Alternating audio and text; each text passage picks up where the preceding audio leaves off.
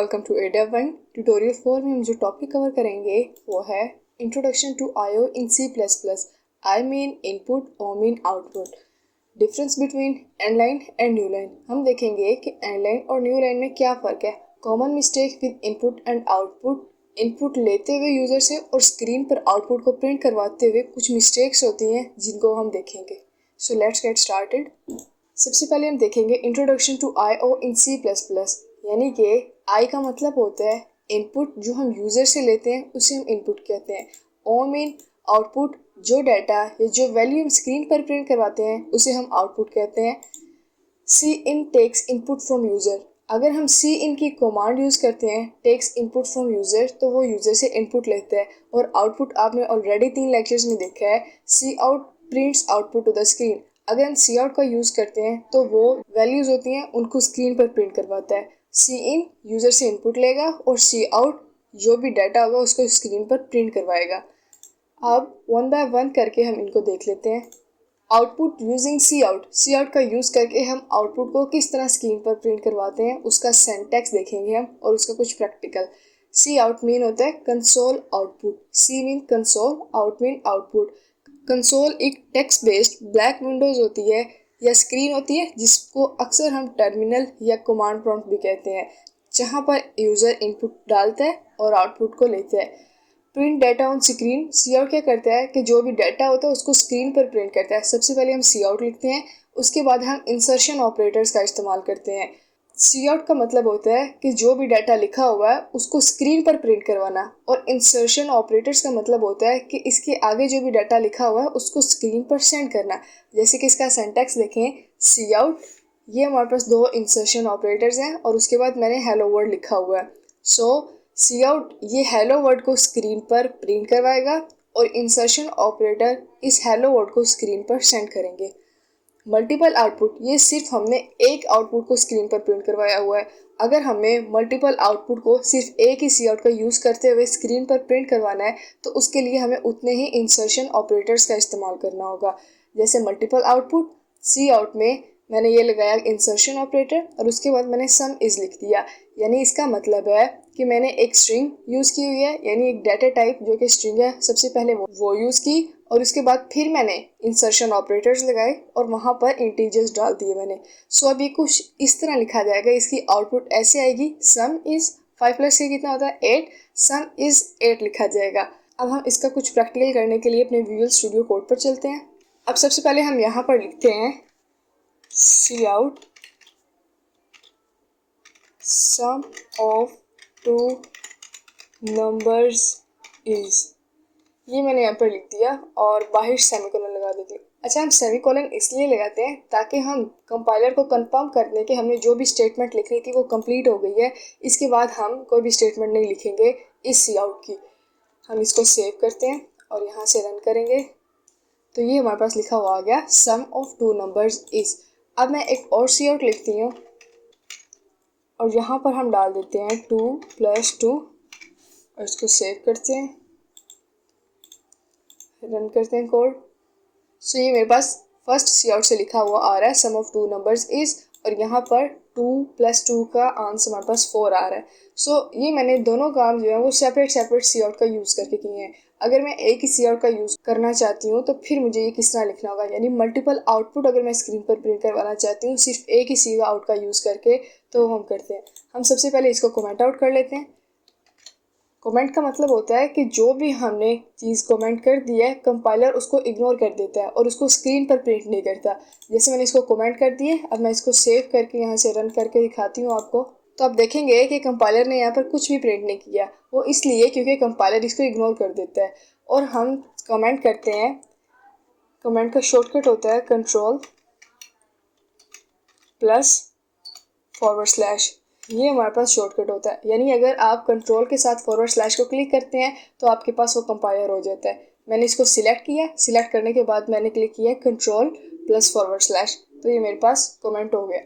अब हम इसी काम को जो हमने 2 सेपरेट सी आउट का यूज़ करके किया था सिंगल सी आउट से करते हैं। सी आउट और यहाँ पर हम लिखेंगे सम ऑफ 2 नंबर्स इज़, और ये हमने एक स्ट्रिंग लिख दिया।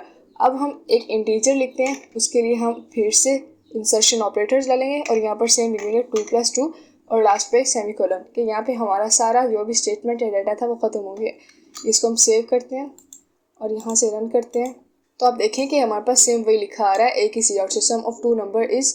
अब अगर हमें यूज़र से इनपुट लेनी हो, यानी कि हम यहाँ पे खुद ना डालना चाहते हो, अगर हम यूज़र से लेना चाहते हो तो उसके लिए हम सी इन का यूज़ करते हैं। सो वो हम देख लेते हैं। इनपुट यूजिंग सी इन का इस्तेमाल करते हुए हम यूज़र से इनपुट कैसे लेते हैं। सी in mean console input. Console जैसे कि मैंने आपको पहले भी बताया कि एक टेक्स्ट बेस्ड ब्लैक विंडो होती है जहाँ पर यूज़र इनपुट डाल सकता और आउटपुट को देख सकता है। यूज़र से डाटा लेने के लिए हम सी इन का यूज़ करते हैं और इसके आगे सी इन के आगे हम दो इस तरह के साइंस को यूज़ करते हैं जिन्हें हम एक्सट्रैक्शन ऑपरेटर कहते हैं। एक्सट्रैक्शन ऑपरेटर का मतलब होता है कि जो भी यूज़र ने डाटा लिखा है उसको एक्सट्रैक्ट करके वेरिएबल के नेम में सेव कर लेना, एक टेम्प्रेरी मेमोरी में सेव कर लेना। और इंसर्शन का मतलब होता है कि इसके आगे जो भी लिखा हुआ जो भी इंसर्ट है उसको स्क्रीन पर प्रिंट करवा देना। सो ये एक्सट्रैक्शन ऑपरेटर है। अब हम इसका सिंटैक्स देख लेते हैं। सबसे पहले हमने एक वेरिएबल बनाया, इंट एज नाम का वेरिएबल है। इंट हमारे पास एक डाटा टाइप है, एज एक वेरिएबल का नेम है और ये हमारे पास जो वेरिएबल है ये एक अनडिफाइंड वेरिएबल है, यानी हमने इसको डिफाइन नहीं किया हुआ। वो वेरिएबल्स जिनकी वैल्यू नहीं होती उनके पास वो अनडिफाइंड वेरिएबल होते हैं। जैसे हमारे पास वैल्यू होती थी इंट एज इक्वल 20 होती थी, लेकिन अब यहाँ पर किसी किस्म की कोई भी वैल्यू नहीं है। सो हम क्या करेंगे, और वो वैल्यू इसलिए नहीं है क्योंकि हमें वो वैल्यू यूज़र से चाहिए। लिहाजा हमने क्या कर दिया, सी इन दो एक्सट्रैक्शन ऑपरेटर लगाए और वेरिएबल का नेम यहाँ पे लिख दिया एज और लास्ट में सेमीकोलन लगा दिए। ठीक है। और अगर हमें मल्टीपल इनपुट्स जो है यूज़र से लेनी है तो हम इसी तरह के दो अनडिफाइंड वेरिएबल्स बनाएंगे जिन्हें आप सेपरेट भी बना सकते हैं, लाइक इंट ए फिर सेमीकोलन फिर उसके बाद इंट बी फिर सेमीकोलन, और उन्हीं दो नेम्स को नीचे सी इन में यूज़ कर देंगे। अब हम इसका प्रैक्टिकल देखते हैं। हम अपने कंपाइलर पर आ गए हैं और यहाँ पर इस को ख़त्म करते हैं और अब हम यहाँ पर लिखते हैं सी इन। सबसे पहले हम एक अनडिफाइंड वेरिएबल बनाते हैं, जैसे वहाँ पे इंट बना हुआ था यानी कि इंटीजर ले रहे थे, हम यहाँ पर नेम लेते हैं यूज़र से, तो हम स्ट्रिंग का बनाएंगे, स्ट्रिंग एफ नेम। ये मैंने एफ नेम का एक स्ट्रिंग बना लिया है। ये हमारे पास स्ट्रिंग एक डाटा टाइप है। अगर आप लोगों ने डाटा टाइप नहीं पढ़ी हुई तो हमारे लेक्चर 3 में हमने डाटा टाइप पढ़ाई हुई है, आप वो लेक्चर देख सकते हैं जिसका लिंक डिस्क्रिप्शन में होगा। अब हम नीचे सी इन में एक्सट्रैक्शन ऑपरेटर और यहाँ पर अपने वेरिएबल का नेम डाल देते हैं एफ नेम, और इसको मैं यहाँ से सेव करती हूँ और यहाँ से रन करते हैं। तो आप देखें कि वो यहाँ पे हमसे वैल्यू पूछ रहा है, उसने नेम पूछा हुआ, हम यहाँ पे नेम डाल देते हैं रॉबर्ट। मैंने नेम रॉबर्ट डाला, ठीक हो गया। अब यहाँ पर अगर आप देखें तो जो भी यूज़र है, यूज़र को नहीं पता कि उसने यहाँ पर क्या डालना है, क्योंकि यहाँ पे सिंपल एक आउटपुट आ रही थी, यहाँ पे नहीं लिखा हुआ कि आप अपना नेम डालें, आप अपनी एज डालें, कुछ भी नहीं लिखा हुआ था। सो ये हमारे पास इंटरफेस बिल्कुल भी अच्छा नहीं है। अब हम यूज़र को बताएंगे कि उसने अपना नेम डालना है यहाँ पर, या अपनी एज या मार्क्स या फिर ईमेल वगैरह। सो उसके लिए हम क्या करते हैं, यहाँ पर एक सी आउट लिखते हैं और यहाँ पर प्रिंट करवा देते हैं एंटर योर नेम। अब सबसे पहले ये वाली लाइन प्रिंट होगी, सी आउट में लिखा जाएगा एंटर योर नेम। उससे कहेगा कि आप अपना नेम एंटर करें, फिर स्ट्रिंग एफ नेम और वहाँ पे फिर उसका नेम पूछ लेगा। अब हम इसको सेव करते हैं और यहाँ से इसको रन करते हैं। तो अभी पूछ रहा है एंटर योर नेम, हम यहाँ पे लिख देते हैं रॉबर्ट। रॉबर्ट लिख दिया, ठीक है। अब हमें समझ आ रहा है कि यहाँ पे उसका नेम पूछ रहा है। अब नेक्स्ट हम क्या करते हैं, यहाँ पर एक प्रॉब्लम है इसके साथ, ये उसने अपना नेम लिख दिया, लेकिन मैं चाहती हूँ कि हमारे पास यूज़र एक बार नेम लिखने के बाद वो जो नेम हो वो लास्ट पे प्रिंट हो जाए। ठीक है, तो उसके लिए हम सी आउट में क्या करते हैं, सी आउट में एफ नेम लिख देते हैं, यानी कि मैंने एक वेरिएबल का नेम लिख दिया। वेरिएबल के अंदर, क्योंकि ये हमारे पास एक वेरिएबल था, इस वेरिएबल में वो नाम स्टोर हो गया जो यूज़र ने डाला था। अब मैंने उस वेरिएबल के नेम को यहाँ पर लिख दिया एफ नेम। अब इसको सेव करके देखते हैं। सबसे पहले नाम डालते हैं रॉबर्ट, उसके बाद ये रॉबर्ट प्रिंट होकर आ गया, यानी कि ये टेम्परेरी मेमोरी में स्टोर हो गया। अब यहाँ हम एक प्रॉब्लम को डिस्कस कर लेते हैं। अगर ये सिर्फ मैंने यूज़र से उसका फर्स्ट नेम पूछा हुआ है, लेकिन अगर मैं यूज़र से उसका फुल नेम पूछती हूँ तो फिर हमारे पास एफ नेम सिर्फ उसके फर्स्ट नेम को प्रिंट करेगा। जैसे अगर मैं यहाँ पे लिख देती हूँ फुल नेम और यहाँ पे भी वही सेम फुल नेम,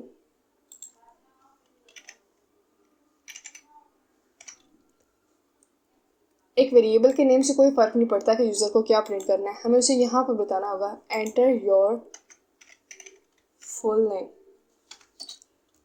ठीक है, एंटर योर फुल नेम। सो अब हम इसको सेव करते हैं और यहाँ से रन करेंगे। अब हम यहाँ पे नाम डालते हैं यूज़र का, रॉबर्ट विलियम। अब जैसे ही उसने अपना नेम डाला रॉबर्ट विलियम, तो ये वेरिएबल में स्टोर हो जाना चाहिए, और वेरिएबल में जो हमने फुल नेम डाला हुआ है वेरिएबल का नेम, उसको चाहिए कि रॉबर्ट विलियम पूरा नाम यहाँ पर बता दे। जबकि ऐसा नहीं होता, वो सिर्फ रॉबर्ट को लेगा और स्पेस के बाद वाली वैल्यू को इग्नोर कर देता है। जैसे मैंने इसको एंटर किया तो यहाँ पर उसने जस्ट रॉबर्ट लिया और स्पेस के बाद वाली वैल्यू को इग्नोर कर दिया। सो अब इसका हम सोल्यूशन देख लेते हैं। Get line for full line input. अगर हमें पूरे लाइन की इनपुट लेनी है तो हमें गेट लाइन का यूज़ करना पड़ेगा। Cin stop input at space. Cin stop हो जाता है, सी इन रुक जाता है, जहाँ पर स्पेस हो वहाँ से आगे इनपुट लेना बंद कर देता है। Use get line to write full line. अगर आप फुल लाइन को लेना चाहते हो या फुल लाइन यूज़र से लेना चाहते हो और वो लिखे, तो आप गेट लाइन का यूज़ करते हो, जिसका बेसिक सिंटैक्स कुछ इस तरीके से है। सबसे पहले आप अनडिफाइंड वेरिएबल को डिक्लेयर करते हो यहाँ पर, और उसके बाद गेट लाइन लिखोगे। गेट लाइन के आगे ये दो पैरेंथेसिस नेसेसरी होती हैं, और उसके बाद सी इन, यानी कि आप उस यूज़र से इनपुट ले रहे हो, और फिर यहाँ पर वेरिएबल का नेम आ जाएगा। जैसे कि अब मैं यहाँ पे क्या करूँ, इसको ख़त्म करती हूँ यहाँ से, और यहाँ पर हम लिखते हैं गेट लाइन और सी इन, फिर उसके बाद हम वेरिएबल का नेम डाल देते हैं जो कि है full name.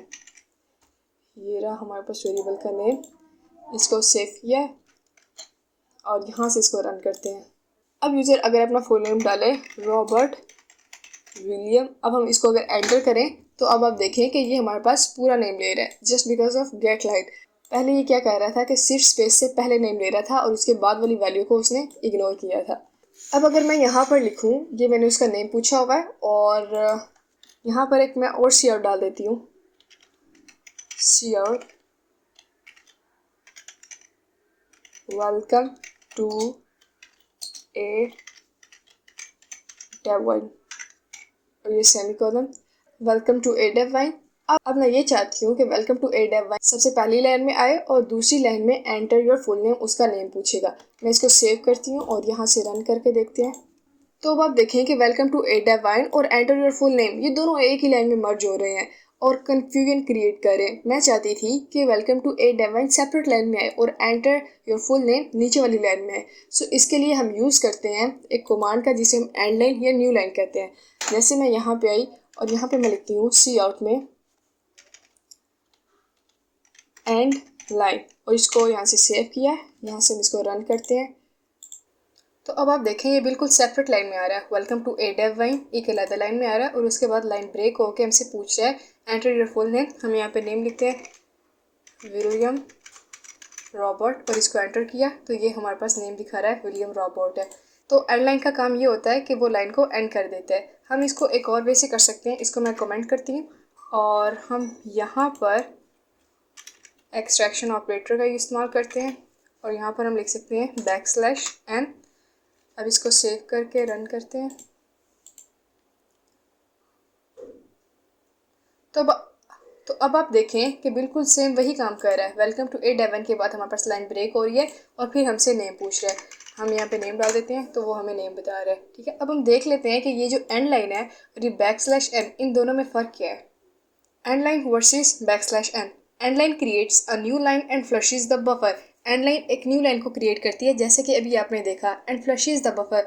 Flushes the buffer से मुराद है, बफर कहते हैं टेम्परेरी मेमोरी को, यानी कि हम सी आउट में जो भी लिखते हैं वो एक टेम्परेरी मेमोरी में स्टोर होता है पहले, और उसके बाद फ्लशेज का मतलब ये है कि वो उसको फ़ौरन स्क्रीन पर दिखा देता है, उसे हम फ्लशेज कहते हैं। यानी कि टेम्परेरी मेमोरी में जो भी स्टोर होता है एंड लाइन उसको फ़ौरन स्क्रीन पे दिखा देते हैं। यहाँ पर सीपीयू को थोड़ा सा एक्स्ट्रा काम करना पड़ता है क्योंकि वो फ़ौरन उसको स्क्रीन पर दिखाता है। और यहाँ पे \n it's mean new line only creates a new line, ये सिर्फ नई लाइन क्रिएट करता है विदाउट फ्लशिंग द बफर, यानी कि टेम्परेरी मेमोरी में जो भी पड़ा होता है उसको फ़ौरन स्क्रीन पर नहीं दिखाता। ये थोड़ा सा डिले हो भी सकता है और नहीं भी होता, लेकिन एंड लाइन में सीपीयू को थोड़ा सा एक्स्ट्रा काम करना पड़ता है और \n में सीपीयू को नॉर्मली जिस तरह वो काम करता है उसी तरीके से काम करना पड़ता है। सो हमारे पास जो एंड लाइन है वो स्लो होता है एज़ कम्पेयर टू \n। आपके लिए यहाँ कुछ प्रैक्टिस टास्क है। आपने क्या करना है कि यूज़र से उसका नेम पूछना है, उसकी एज और उसका सिटी पूछना है, और फिर आपने इस इन्फो के साथ एक शॉर्ट सेंटेंस प्रिंट करवाना है। लाइक इस तरह कि सबसे पहले जब आप उसका नेम पूछेंगे और वो डालता है विलियम, फिर वो अपनी एक जगह 20 डाल देता है और सिटी अगर इस्लामाबाद डाल देता है, तो आपने उसको इस तरीके से प्रिंट करवाना है, my name is William and my age is 20 and I live in Islamabad. ठीक है, और आप प्रिंट जब करवाओगे आपको पता है कि वो आप सी आउट का यूज़ करके करवाते हो और आप यूज़र से इन्फॉर्मेशन सी इन का यूज़ करके लेते हो। सो नेक्स्ट लेक्चर में हम पढ़ेंगे ऑपरेटर्स के बारे में कि ऑपरेटर्स हमारे पास क्या होते हैं और किस टाइप के होते हैं। So stay tuned.